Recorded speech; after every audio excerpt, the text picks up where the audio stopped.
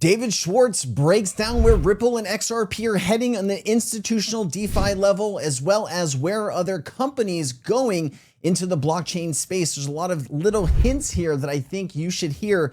We also are going to look at David Schwartz's history, where he was before he got to Ripple, and is some of the things in his past can tell us maybe where this is all going. Let's jump into this first clip with David Schwartz. That was going to happen. New corporates, companies like Amazon and Uber need more financial services than the current system is able to provide them. And the blockchain technologies are in the right place at the right time.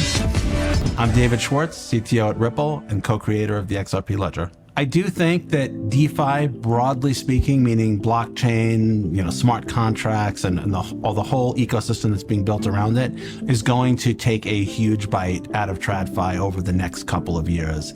The big challenge is the blockchain space is going to have to produce the services that people want from the financial system. It can't just be collectibles, and it can't just be, seeking very high reward at very high risk. But I do think that we are going to see the DeFi space, especially with the tools that institutional adoption is going to provide, with assets to things like tokenized real world assets, tokenized loan and real estate portfolios. That's going to produce the products and services that people want out of a financial system. I don't think there's a tension between institutional adoption and decentralization. I think that ecosystems are interested in layer one blockchains because of their decentralization, because of their neutrality. So I think institutions will see that the neutrality of blockchains is a positive for them rather than a negative, because I think ultimately that will be the selling point. And I think that's all going to lead to just massive expansion and growth. So years ago, companies, institutions, banks they didn't want to use public blockchains because all these transactions are out in the public. Now that adoption has come closer and regulation, all these things are happening, banks are starting to look at the liquidity on some of these public chains as liquidity that they're going to need for this future system. He talked about bringing, mortgages, home loans, those types of things on chain. That is really what we're trying to get to here. When we talk about a $400 trillion real estate market, we are really talking about bringing that value on chain. And the way that we do that is through mortgages or having the home be represented in, let's say, XRP. That is where the value will come from. If we just bring on the titles for the homes, that's not going to do anything. Yes, you'll have the transaction where you send the title to the new owner or whatever it is, but there's going to be no value there. So there's really no value to the ledger other than multiple transactions. You need the value, you need loans, you need lending, and that's going to be a powerful piece. Tech is coming for finance with or without blockchain. That was going to happen. New corporates, companies like Amazon and Uber need more financial services than the current system is able to provide them. And the blockchain technologies are in the right place at the right time. All right. You take a look at Uber, you take a look at Amazon, you take a look at Walmart. These are all companies that do millions, hundreds of millions of transactions, and they need a faster, cheaper, more transparent way to figure out where all that money's going. And imagine that they are paying, you go in and you use your card, sometimes you get charged 3%. Like the Walmart or the Target, they go out and they negotiate a deal with, let's say, Visa or MasterCard or Amex to pay maybe like 1% or 1.5%. And then they make some money on that delta. Imagine where a world of payments where you can send that money, not just for percentages, but for pennies. And that's where this is all heading. This is David Schwartz quite some time ago talking about their partners at this current time. A lot of people speculate about all of the NDAs and all of the things that are happening behind the scenes and what Ripple's true role is on the global scale. Let me play 17 seconds. So that's where Ripple comes in. Ripple's been working on this payment use case. We have over 210 team members. Now it's over 250. Our main offices are in San Francisco. All right, just really quickly, let's zoom in on this, okay? JP Morgan, Morgan Stanley, Pfizer, Deloitte, Apple, PayPal, Yahoo. Look at this. You got Swift, NASA. This is I think it's the office of the presidency, right? I mean, you've never seen a more connected company. Ripple executives were just in Downing Street in the UK talking with Scott Bessent, the Treasurer of the United States, Rachel Reeves, UK Chancellor. They were together with Ripple and some of the biggest names in banking. The writing is on the wall. You can see it all clearly. We have laid it out on this channel. You can say, Sensei, I don't believe it, this and that. I don't care what you do or do not believe. This is a reality of what's coming. XRP, XLM, Chainlink, right? HBAR, ADA. This is the new financial system. Get as much as you can. Talk with a financial advisor, obviously. Ripple has already worked with the largest tier 1 banks, and with the repeal of SOB 121, those same banks now have permission to custody crypto assets. We've talked about this for years. Banks are going to want to custody assets because that's what they do already. Your home, right? Your car loans. Those you're custodying your assets. This is going to be no different, especially if the future value of all of our crypto is going to be worth millions or tens of millions or billions, whatever it is. They want to hold on to that money. All right, little bit of a deep dive into David Schwartz. Joel Katz, an NSA XRP's secret patriot architect. Before Ripple, before XRP, there was Joel Katz, David Schwartz, a cryptographer with documented NSA work on his resume and a patent from 1998 that looks like a proto DLT. Let's open the file. So I like this. This is actually pretty cool. And it says the patent nobody read, 1988, David Schwartz filed US 5025369, a multi-level distributed computer system granted in 1991. It describes splitting a task across many PCs, hierarchical network, fault tolerant. Why this matters? It's not just, no, it's not blockchain, but it's early thinking on distributed network consensus and work of decades pre-Bitcoin. Mainstream press has never covered this exact patent or this timing. The Fort Meade breadcrumb Schwartz himself wrote, I spent some time in early 2001 at Fort Meade and other NSA facilities because the company I worked for received a contract to do some work there from this blog, not rumor, screenshot, an NSA story. So here is the building and here is the quote. Public bios echo it. Multiple bios note he built encrypted systems for organizations, including the NSA, client contractor work long before Ripple. In the 1996 NSA cache paper, meanwhile, another file, how to make a mint, the cryptography and anonymous electronic cash as NSA paper explaining anonymous e-money primitives, digital signatures, blind signatures. And here is the document. Lines covering the timeline, 1988 to 1981, Schwartz patent on distributed systems, 1996 1997, NSA's East Cache primer, 2001, Schwartz on-site facilities at NSA work, 2011, co-architects the XRP ledger. So you wonder with somebody with this level of background, right?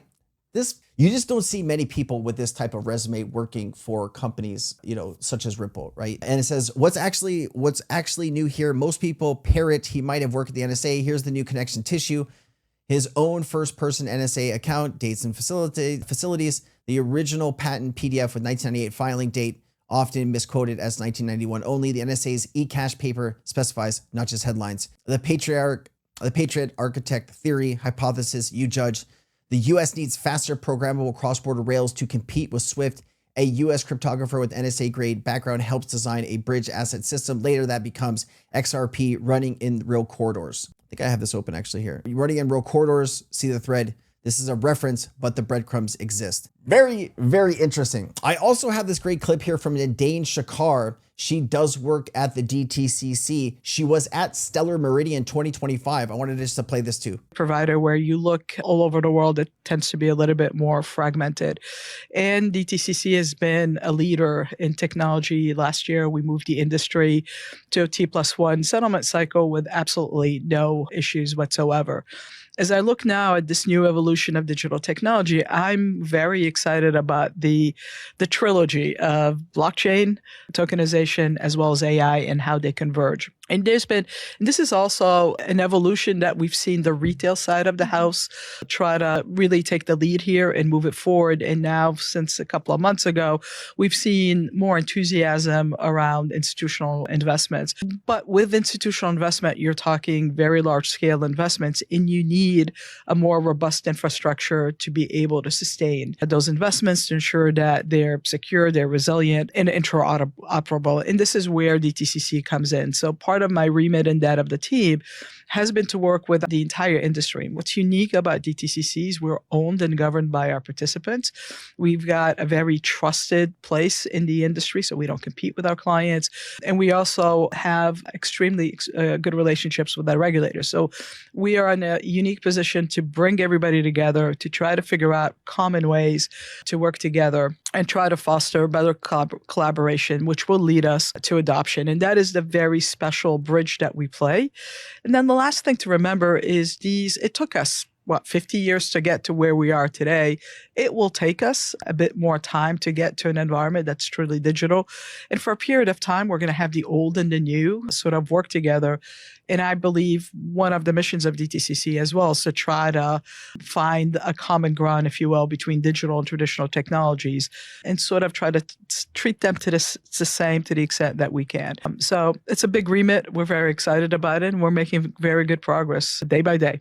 All right, very good progress day by day. Just to take a look here, Nadine Shakar is a top executive in the global finance and digital assets, currently serving as the managing director of global head of digital assets at the DTCC, where she leads initiatives focused on blockchain, tokenization, and post-trade infrastructure transformation.